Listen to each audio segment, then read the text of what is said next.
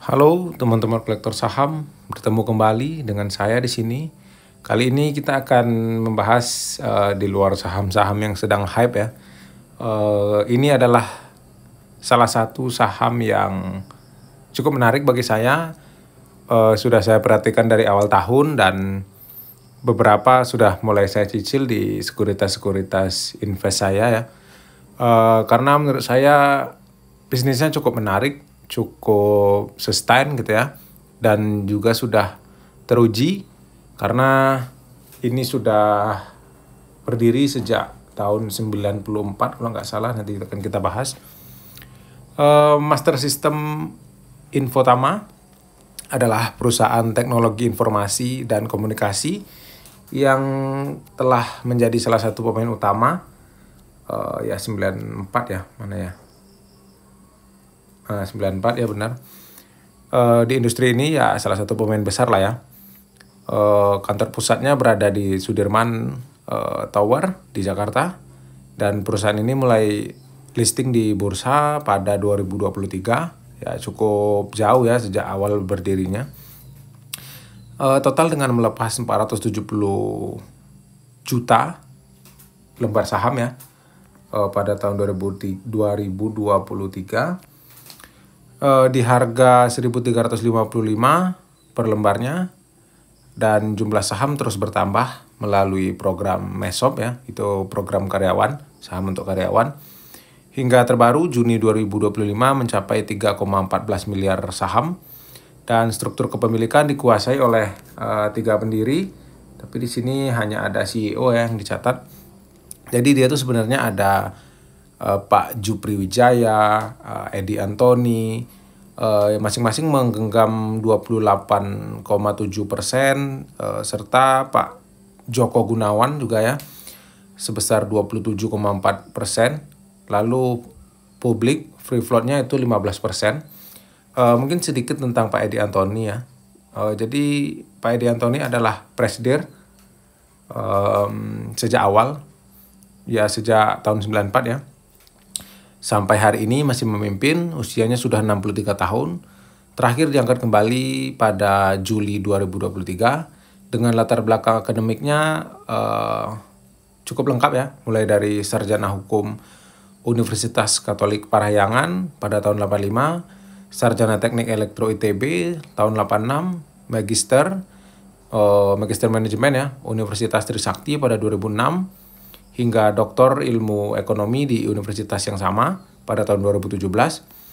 Sebelum mendirikan Master System, ia berkarir di Multipolar. Ya, ini cukup menarik ya.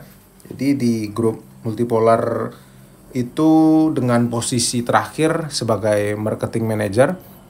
Jadi ada kombinasi ilmu hukum, teknik, manajemen, dan ekonomi, membuat Pak Edi ini menjadi figur yang kompleks, juga unik ya di industri IT di Indonesia. Dan ia juga menjadi salah satu pemegang saham pengendali tanpa hubungan afiliasi keluarga dengan pengurus yang lainnya, termasuk direksi lainnya. Kembali ke emiten ya. Jadi Master System ini adalah perusahaan yang menyediakan solusi ICT end-to-end ya. Perusahaan ini menjadi reseller resmi berbagai nama besar global seperti Cisco, HP, VMware, Fortinet, Dell, IBM, dan bahkan Nvidia gitu ya.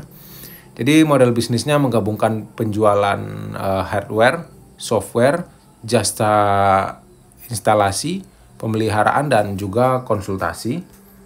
Jadi dengan begitu mereka menjadi penyedia solusi lengkap untuk kebutuhan infrastruktur IT khususnya di perusahaan-perusahaan besar. Pada semester 1 2025, Q2 terakhir ya, itu Bank Mandiri berkontribusi yang paling besar dengan 260 miliar. Sayangnya di sini tidak dicantumkan ya untuk sumber pendapatan. Di sini hanya sekilas tentang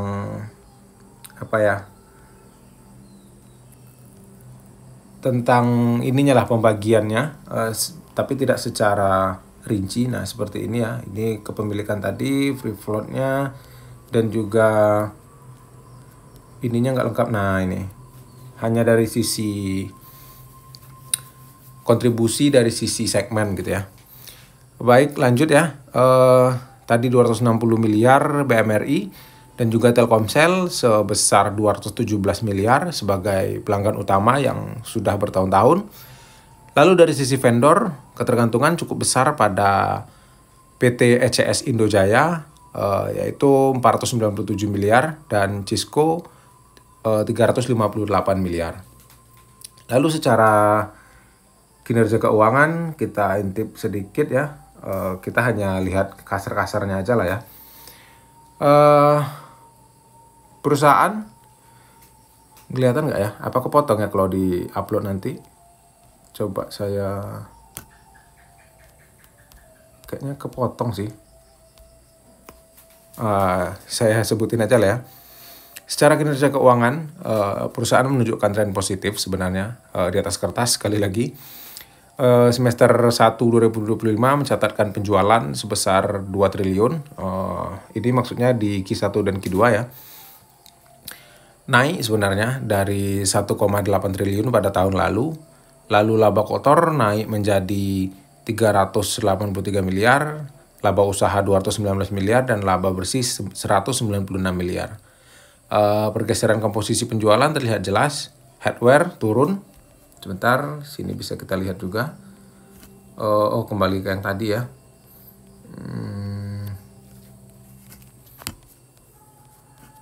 Hardware. Tapi ini datanya 2024 sih. Yang saya catat sebenarnya cukup terinci, maksudnya terbaru gitu ya. Tapi data yang bisa saya tampilkan ini mungkin hanya terbatas karena ini di TradingView update-nya per tahun ya. Jadi saya sebutkan aja, hardware turun dari 1,1 triliun ke 963 miliar.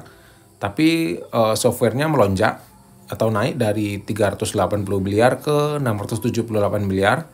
Dan perubahan ini sebenarnya menguntungkan karena margin software dan layanan itu memang lebih tinggi dibanding yang hardware atau perangkat keras. Jadi jasanya itu memiliki margin yang lebih tebal seperti perusahaan jasa pada umumnya ya. Lanjut kita ke sisi neraca terbaru ya. Jadi dari total aset per Juni 2025 sebesar 2,78 triliun. Ini turun ya dari sebelumnya 3,1 triliun di akhir 2024. Lalu kas juga menurun drastis dari 1,4 triliun menjadi 656 miliar. Sementara piutang dagang naik ke 652 miliar dan juga persediaan ikut melonjak ke 834 miliar.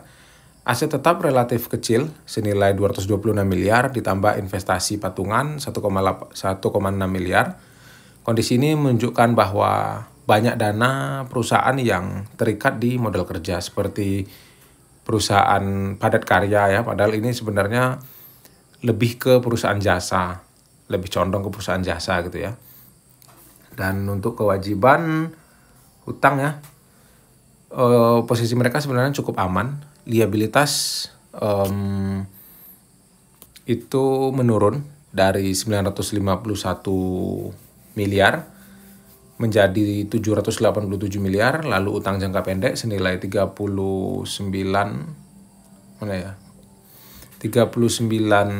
miliar itu sudah lunas. Jadi rasio gearing negatif mengindikasikan kas lebih besar daripada pinjaman berbunga dengan surplus 588 miliar. Perusahaan juga mematuhi semua covenant bank mulai dari DER, DSCR hingga current ratio-nya. Dari struktur permodalan, kondisi perusahaan termasuk sangat sehat. Jadi meski begitu ada masalah serius di arus kas. Coba kita lihat apakah di sini cukup detail. Kita ya, arus kas operasional. Pada semester 1 2025, operating cash flow-nya yang sebelumnya positif 352 miliar ya. Oh, ini cukup update kok ini, 352 miliar. Kini berbalik negatif menjadi 296 miliar. Kas berkurang 766 miliar hanya dalam 1 semester atau 6 bulan. Jadi penyebab utamanya adalah kenaikan piutang dan juga persediaan. Sementara utang usaha dan pajak yang harus dibayar justru menurun, jadi kas banyak terserap. Capex juga melonjak ke 63 miliar, sini nggak ada ya, 63 miliar dari 16,7 miliar pada tahun lalu, dan pembayaran dividen pada tahun ini sudah dibayarkan ya, itu 370 miliar, itu semakin menguras kas yang ada. Jadi perusahaan ini juga memiliki sejumlah kontrak penting. Ada joint venture dengan Cipta Karya Bakti yang habis masa kontraknya pada Maret 2025, namun saat ini sedang diperpanjang. Selain itu, Master System juga mengantongi fasilitas kredit dari bank besar seperti BCA, OCBC, Permata, Danamon, dan lainnya untuk pembiayaan proyek, modal kerja, hingga transaksi falas. Dari sisi hukum, perusahaan berhasil memenangkan gugatan cukup hot ya kemarin ini ya, melawan PT Diebold Nixdorf dengan kompensasi sebesar 14,9 miliar. Banding pihak lawan sudah ditolak oleh MA ya, sehingga menunjukkan ketangguhan manajemen di aspek legal hukum. Master System masih termasuk perusahaan yang mampu bertahan, profitabilitasnya kuat, model bisnisnya jelas, pelanggannya besar dan sudah teruji, terbukti bertahun-tahun, lalu juga utangnya minim. Jadi tantangan utamanya hanya satu ya, dan masih wajar, makanya ini membuat saya jadikan salah satu saham invest saya. Walaupun saya masuknya belum banyak, hanya baru titip sendal ya. Ya kekurangannya hanya kualitas laba yang tidak tercermin di kas. Karena dengan sisa kas 656 miliar, buffer masih ada, tapi jika tren arus kas negatif berlanjut, ya risiko likuiditasnya bisa meningkat. Jadi Master System sebenarnya tetap punya daya tarik cukup besar dan bisa membuat saya tertarik ya. Karena kombinasi 3 hal utama ya. Yang pertama, model bisnisnya kokoh sebagai penyedia solusi ICT yang lengkap. Kedua, aksesnya ke vendor teknologi global memberikan keunggulan kompetitif dari kompetitor lain ya. Yang ketiga, kepemimpinan trio pendiri berpengalaman, ya ini Jupri Wijaya, Edi Antoni, dan Joko Gunawan. Tapi ya udah tua-tua juga ya, sayangnya itu, tapi semoga nanti ada penerus yang masih mirip-mirip lah gitu.